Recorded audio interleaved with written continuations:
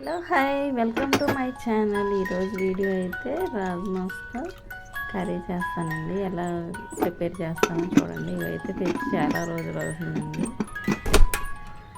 ఇంకా చేయకుండా అలాగే పెట్టి ఉంచాను. అవైతే నానబెట్టి 1-2.5 hours అలా పెట్టి ఉంచాను అనమాట. నానిన తర్వాత కుక్కర్ పెట్టేశాను. అవి ఉడుకుతున్నాయి. పక్కన అయితే జీరా రైస్ కోసం ప్రిపేర్ చేస్తున్నాను. దీని కాంబినేషన్ జీరా రైస్ అయితే చాలా బాగుంటుందండి ఫ్రెండ్స్. మీరు ట్రై చేశారా? మీరు ట్రై చేస్తే కామెంట్ చేసి చెప్పండి. నేనైతే ఇదే ఫస్ట్ టైం ట్రై చేస్తున్నాను.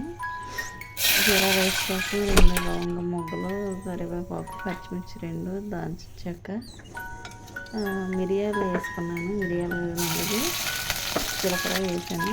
దాని అయితే రైస్ అయితే ప్రిపేర్ చేస్తాను. 2 గ్లాసులు రైస్ అయితే 3.5 వాటర్ అయితే 5.5 అయితే వాటర్ పోసాను. ఆ విధంగా అయితే రైస్ ప్రిపేర్ అవుతుంది. పక్కన అయితే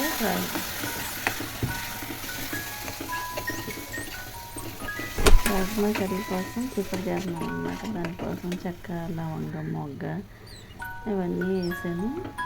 వేసిన తర్వాత ఆనియన్స్ అయితే మిక్సీ పట్టాను అనమాట. 2 ఆనియన్స్ వేసాను.